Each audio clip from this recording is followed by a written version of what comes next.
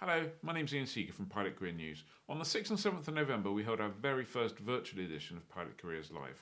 We streamed over 30 different seminars with 60 speakers. There were 2 days packed full of great information. Of course, we recorded everything, and you're about to watch one of the videos from the event.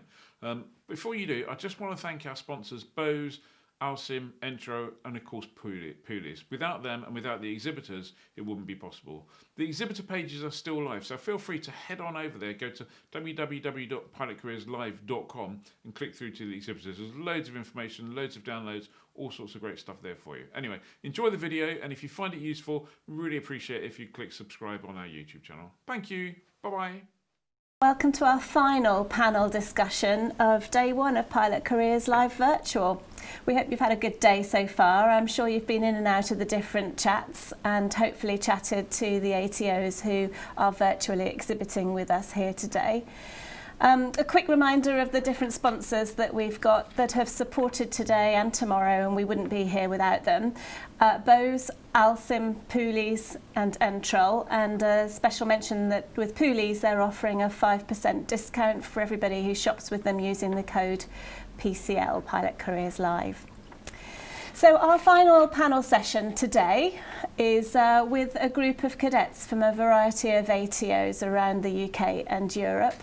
We've said a lot through today that research is really key, and it's important that as part of that research you chat to people who've actually experienced flight training themselves and get an insight from them so that you can get a much more personal perspective on the whole training journey.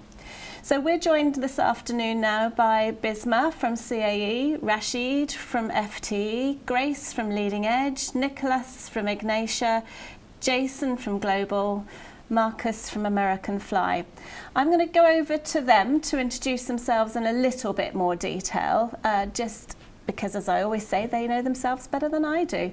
And I'm just going to go around what I can see here on the Zoom panel in order. So Bisma, you're first. If you could unmute yourself and just tell us a little bit about you and your journey so far. Yeah, of course. So I'm Bisma, and I, sorry, got a bit of a funny throat. So I'm Bisma, and I am in CAE, Oxford at the minute.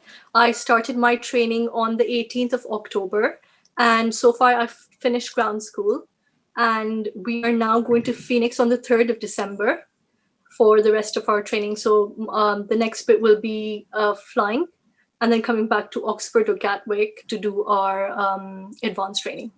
Great, thank you. That's a perfect intro. Thank you. So next is Jason. Jason's from Global Aviation. Hi, Hello. Jason. Hello. As you've said, my name is Jason. I'm 28 years old, and I was selected for the first group of Aegean Airlines scholarship program. They were working with Global Aviation SA, in which I was a student, and right now I'm an instructor. I received my ATP on May 2020. Okay, fabulous. Thank you very much. And next is Rashid from Flight Training Europe. Rashid, if you could unmute yourself and just give us a brief intro, please, that would be great. Good afternoon. As Rashid Graham, I'm a student at Flight Training Europe in Jerez. I was formerly Aer Lingus cadet on the MPO program, and now I've transitioned onto the ATPL program. Brilliant. Thank you very much. Thanks, Rashid. Next is Marcus from American Fly. Again, Marcus, yep, cool. You've unmuted. If you could just introduce yourself. Thank you. Good afternoon, people from all over the world. My name is Marcos Kern. I am 24 years old. I am from Santa Fe, Argentina, and I am the chief instructor of American Fly Academy. It's a pleasure to share with you my professions, my experiences, and my decisions as a pilot. Fabulous, thank you. Great to have you here. Next is Nicholas from Ignatia Aviation. Again, if you could unmute, Nicholas. Thank you, and say hello.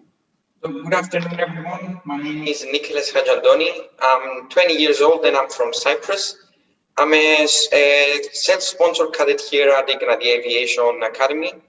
And I started my whole training process last March 2019. I managed to finish my ATPL theory in June this year, and I've got another 4 flights remaining for my skill test for my CPLIR skill test, hopefully in the upcoming week. Excellent. Oh, fingers crossed. Fingers crossed. And certainly no means least, but last is now Grace from Leading Edge. And Grace, if you could just do a quick intro, please, that'd be great. Hi, good afternoon. I'm Grace McKellar and I'm training at Leading Edge Aviation. I did my ground school at L3. I started the whole training process in November 2018. And then I joined Leading Edge November 2019 to start my flying course. The flying part, sorry, and just a few days ago, I completed my CPL skills test. Excellent, well done. Well done. Great, it's really fabulous to have you all here today, and it's, as I say, please be honest about your experiences because this is all part of the research that we recommend everybody takes.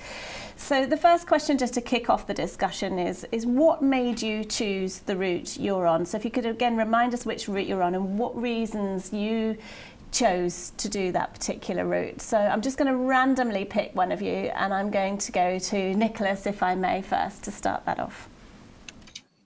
Yeah, so the decision was pretty easy for me. I had many schools to choose from, but Ignatius Aviation gave me the best deal to what I exactly wanted. I want a very organized school, integrated course, and I'm really happy here with Ignatius. Because they stuck to their plan. We were told 18 months we will have finished. Okay, COVID was in the way of everything, but we managed to finish the whole training process in approximately 19 months with COVID. Ignatius really offers the best deal. I think. We have the best fleet to fly. We fly the DA-40s and the DA-42s. We have many departments that really help you go through the whole training process. We have it simulates a mini airline operation. We have the maintenance, we have the flight operations, we have the marketing department, and of course the ground school and flight department. Here. Great, thanks, Nicholas. What I really want to know, though, is, and I'm going to go to somebody else for this, why did you choose the integrated ATPL? So who would like to ask that question? Who else is on integrated ATPL? Thank you, Rashid. What was the reason you chose integrated ATPL? So I was on an Aer Lingus feature pilot program, so the only option was to be on an integrated course, but the integrated course offers everything you need as a trainee pilot all in one place. The course is notoriously difficult, and essentially you want to go through consistently, especially with the ATPL theory. Depending on the school you go to, you can get it done in 6 months, and I think that's really integral because skill failure is a very real thing, and an integrated course offers everything that you need to actually maximize your chances of doing well on a course. Okay, great. Thank you. That gives a good reason. So who's on the modular route? Anybody on the modular route in this group today? None of you. So we've got nobody shouting for the modular corner in this particular panel. So one of the things that's come through earlier today that I guess is something specific to the pandemic situation is that the modular program enables you to manage your timeline a little bit more flexibly. So that could be a reason why somebody today might choose modular, or their own personal circumstances might work better from chunking the training rather than a full-time program. But yeah, okay. Anybody else got any specific reasons why they chose the route they did? Not the ATO, just the route they did for this. Yeah, Jason. Well, I grew up in a family that was aviation related. My father was a pilot and my mother was ex-cabin crew member.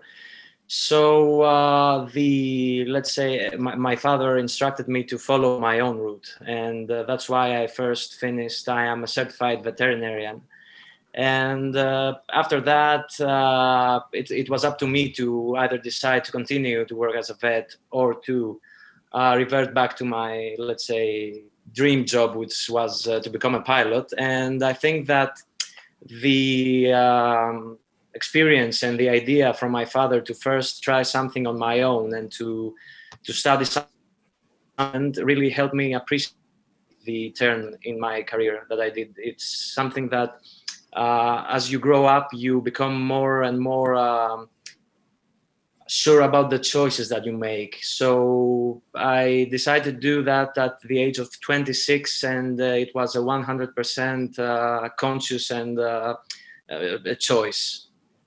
Great. And Okay, yeah, thank you. I never had, yeah. Thank you. That's brilliant. Grace, yeah, you've put your hand up. Perfect. Thanks. What would you add? I completely agree with Jason. I studied history of art at university, and coming from something like very artsy, essay-based, not very technical at all, to something like flight training and going straight into 6 months of really intense ground school, for me was the best choice, because I'd just come from a full-time 3 years at university, and going into something else full-time kind of kept that continuity, if like that makes sense, of like education. But it was really, really tough. But having said that, I don't think I would have chosen a modular route, because like Rashid said, that full-time, like really intense 6 months of ground school, I think is really like the best way forward, because it's concentrated learning, the continuity of classes, and I think you're in that mindset for 6 months, and you just need to work really hard for 6 months, and then the fun begins. That's how I kind of saw my training when I started. Yeah, okay, that's a fair point. Bisma wants to add to that. Go ahead, Bisma. Thanks. So for me personally, it was 2 reasons. It was basically, I was in university. It was air transport with commercial pilot training to begin with. But long story short, I did a PPL instead. And my friends who did go through with the CPLs, they went for integrated, and there were a few who went for modular. So I've seen people coming back from where they started and then coming back, and I've seen the standard that they've had when they've gone integrated or they've gone modular. So for me personally, that was one big reason that I wanted to go integrated as well. Secondly, I used to be cabin crew for British Airways, so I've met a lot of pilots, and I've spoken to a lot of them. And every time I've spoken to them, they've either been from Oxford or they've all been on integrated programs. So yes, British Airways traditionally had a requirement for people to have gone through the integrated route, but they don't, well, when they were last recruiting cadets, they didn't have that specific requirement. They would take modular or integrated. But yeah, that's interesting that you'd gathered that information. Grace kind of hinted to where my next question was going to go, and that was, what have you found to be the toughest phase of your training so far? I'm going to come to Marcus for this one, so you can have an input. What's been toughest, and what do you think your students see as being the toughest?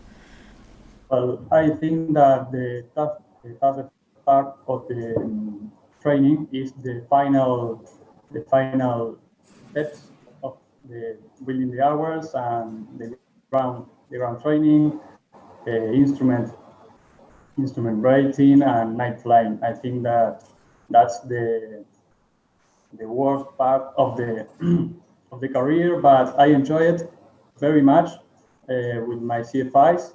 And they are very professional, and they always help me in the process of learning. Oh, that's interesting. So what was described earlier as the fun part, i.e. the flying phase, and admittedly your latter phase of flying you found to be toughest. What would anybody else say about that? I can see you raising your eyebrows there, Jason, and your hand. Jason first. I agree with Marcus about the last part of training, but I have to add that I think, since I was a student, now I'm an instructor, and I can see other students facing this kind of situation, I think another tough part of the training is the theoretical part, because a lot of people are coming and they want to become a pilot. They're expecting to fly experience of flying in the air, going to the airplane, and a lot of people do not know about the, like Grace said, about how hard the theory is, and how compacted it is, that you have to do everything in 5-6 months. So that's what I found the toughest. Very, very interesting, but it was demanding. Yeah. Rashid, you had your hand up earlier. What would your comment be there about the toughest phase? Yeah, the toughest phase, just to echo what was said before, the toughest phase for me was definitely the ground school phase. I went into FTE with flying experience, but it was something I definitely couldn't rest upon, especially if you're coming into an integrated school, or any school, in fact, with no flying experience. It can be quite overwhelming. And especially with the short time scale, you have to absorb a lot of information and record it for an exam. It can be quite overwhelming at times. But yeah, for me, the hardest phase is definitely ground school. Yeah, okay, good, thanks. Grace, you want to add? I don't really have a toughest phase, but the toughest thing for me in my training is just focusing on myself and try not to compare my progress and how I'm doing with other people. I don't know if anyone else has experienced that, but I can see nods. yeah, there have definitely been a lot of highs and lows, definitely recently working towards CPL, where I felt as though like I'm not achieving as, you know, things as well as everyone else, my peers, but then I know that there are other places where I might perform slightly better.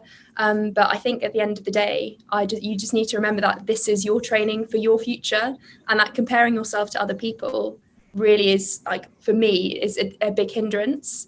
So I wouldn't necessarily say that one phase, because there are difficult parts to everything, but overall that's something that I've definitely struggled with, especially because we're all really competitive. Like, competitive people are drawn to this sort of environment, this like really pressured environment, so naturally we'd want to compete with each other.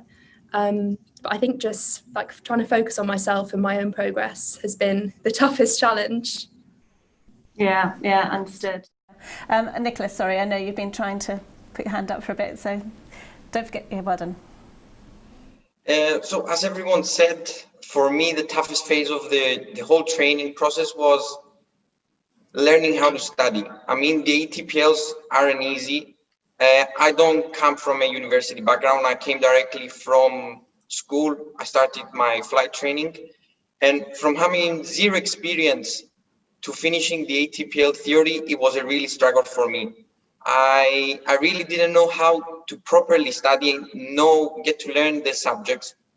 And in such a short period of time, it's like from zero, learning how to become a pilot.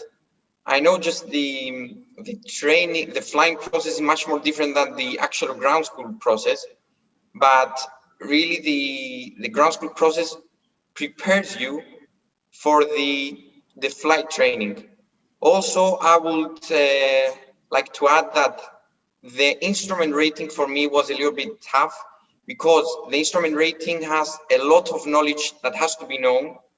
The area of the instrument rating is huge.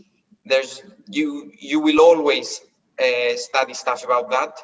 So that was really tough as well for me. Okay, thanks. I'm going to change the subject slightly, but it's all about personal experience. And please feel free not to answer this question if you'd rather not. But something that comes up all the time is, how did you fund your training? So is anybody willing to answer that question about their own experience? Anybody got any innovative ways of securing funding? Rashid? So I was lucky enough to be originally fully funded by Aer Lingus on the Future Pilot Programme, but due to the COVID-19 pandemic, the funding has been withdrawn.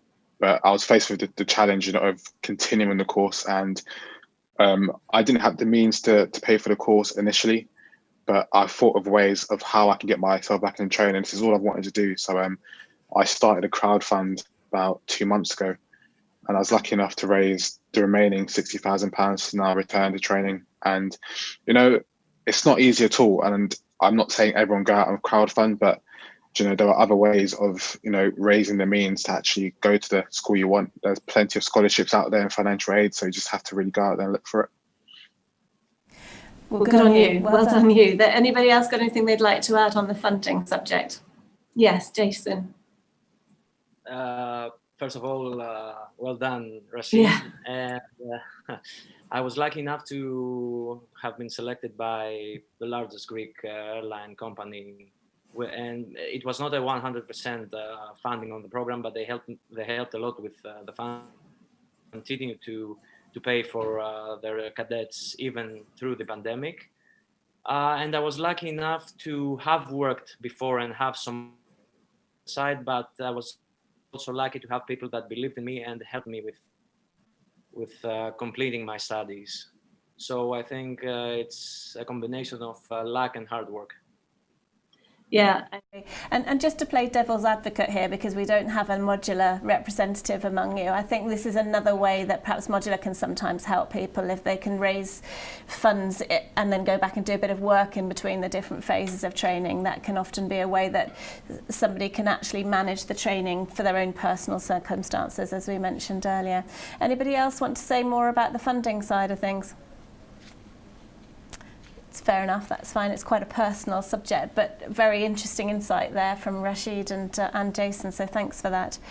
Another question that's asked a lot, and again, it's probably more relevant to two of you than the rest of you, and it's quite a personal question, but being a woman in this environment, we still sadly do not have enough female pilots. We're still running at about 6%, and there's a session tomorrow all about female pilots.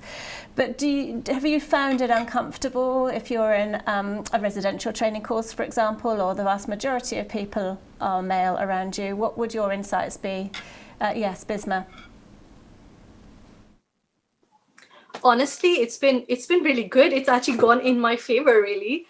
Because I think because ground school is so intense, no one really cares if you're female or male. They just literally help each other out because everyone's in the same boat and everyone's just trying to get passes or really high grades for their ground school. So really, I've not felt it at all. Plus, I don't know if people think women aren't such good pilots, or they might not be, but not myself, but there's other females that I've trained with. They have gotten higher averages than some males out there, and literally not just 1, 2, 3, but quite a lot. So it just goes to show that it doesn't really matter if you're male or female, you both can do it. So yeah. Would you like to add to that? And I'm going to ask the guys in a minute to have a viewpoint on it as well, if you're willing.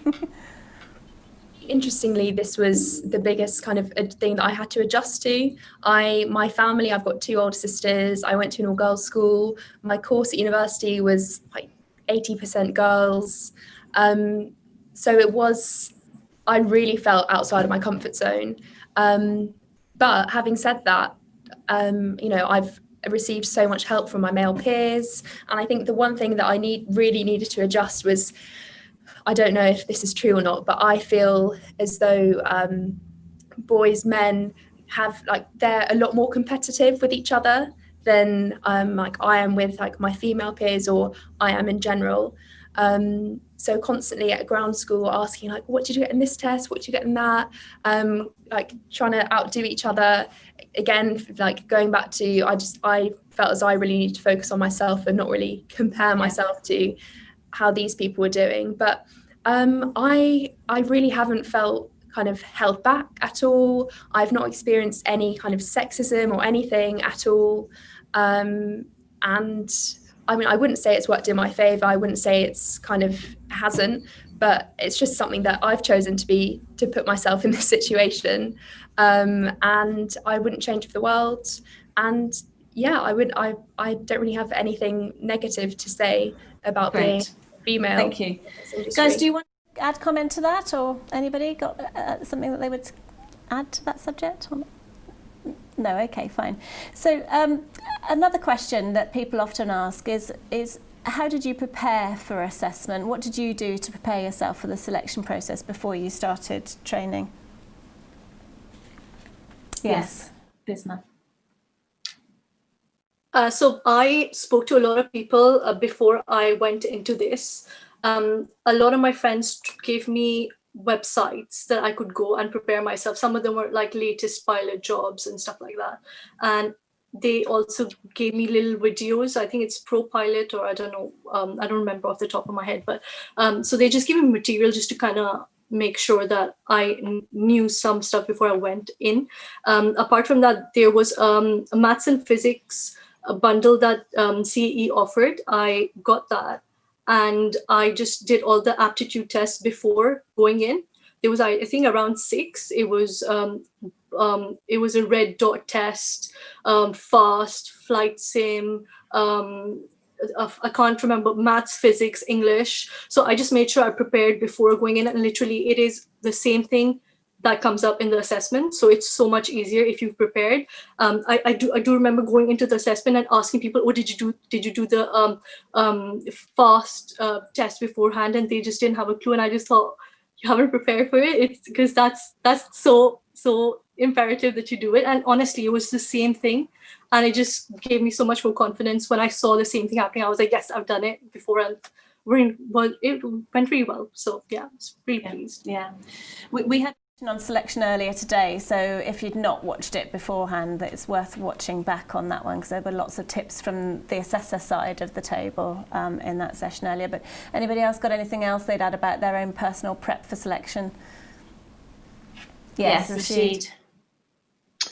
I personally spoke to people at the school that I knew beforehand, or social media is a big thing now, so just don't be scared to message people and say, hey, I've got a selection, can you help me? Some tips and tricks.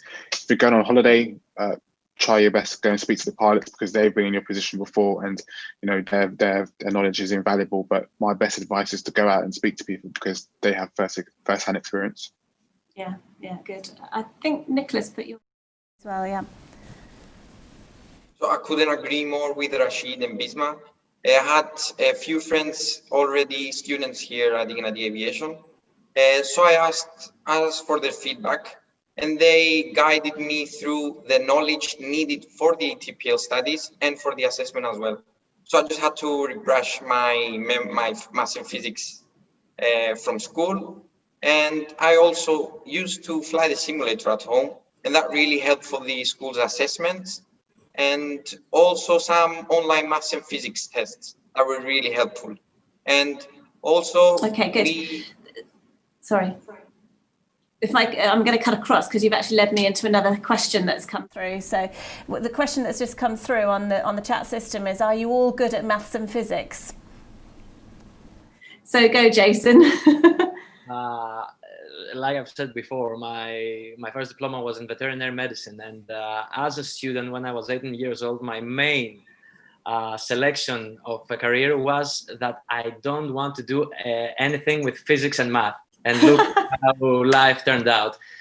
No, I'm not good. But the system and the syllabus is constructed that even if you do not have the knowledge, you can acquire it. And this is something that Global helped me with, that you get instructors that have this kind of experience, and they have the know-how to make you not be afraid about maths and physics. It's what surrounds us. It's the basic laws, and you have to be open. It's not something hard. Yeah. But you don't have to be good at it beforehand. Yeah, sure. Thank you. I think I just saw Bisma put her hand up. So Bisma, please, thanks. Yeah, I just want to point out that I did actually have maths and physics in my A-levels, but I was really bad at it. I was really bad. I thought I was really good at maths, but I wasn't. Because once I did my A-levels, I finished that. And then I was out of education for around 5, I don't know how many years I was out of education. And I thought, yeah, I'm really good at maths. I'm good at maths, right? And I started doing these aptitude tests, and I was like, whoa, I really did not understand a lot of it. And the point that I'm trying to make is they go through all the basics with you. So you don't really need any kind of maths and physics to begin with. It obviously will be very helpful if you did know, but it is not a requirement. So great. Yeah. Thank you. Grace, I'm going to move on, if I may. Sorry, we've got a couple of other questions coming in, so I want to do some quick fire questions, if I may, just for the moment. So one, is it a good idea to go into training straight from school? Anybody want to comment on that? Yes, Rashid. It's entirely up to the individual, but ideally I would suggest going out to university or getting a job after sixth form and getting some life experience. It makes you a well-rounded candidate when you go for selection, especially once you get your ATPL as well. You just have a lot more to say about yourself. But like I said, it's down to the individual, but I would suggest it's getting some life experience before going into training.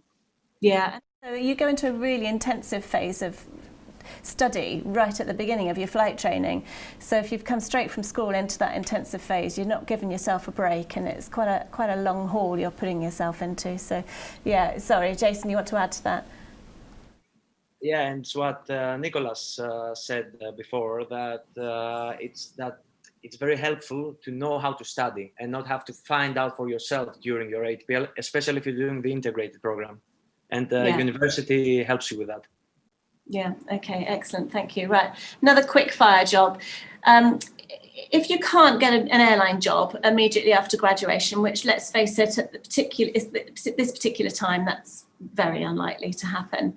What are you going to do? What are you planning to do once you finish training? Can I go to Grace on that one?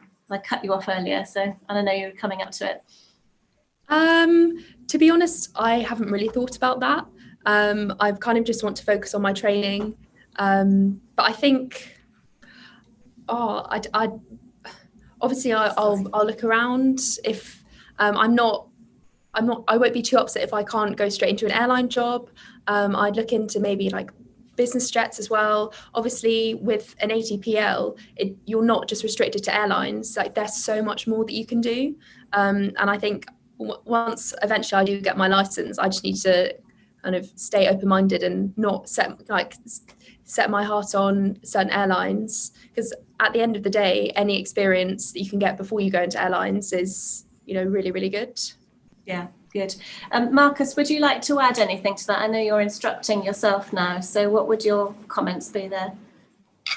Yes, of course. I think that maybe when you can find a job after you complete all your ratings and licenses, you should keep training, studying, stay sharp in everything. So when the moments appears, you are still well trained for the job. Perfect, thank you. Bisma. So personally, I just think even if you don't get an airline job straight away, there's so many other avenues you can go in. Like, I was cabin crew, I did crewing officer for EasyJet. Right now I'm working part-time for Oxford Airport as security as well. So even if you don't get into an airline job straight away, you can go on to something else for the meantime and just stay current. A lot of people are doing that currently, so that's an option. Yeah, good.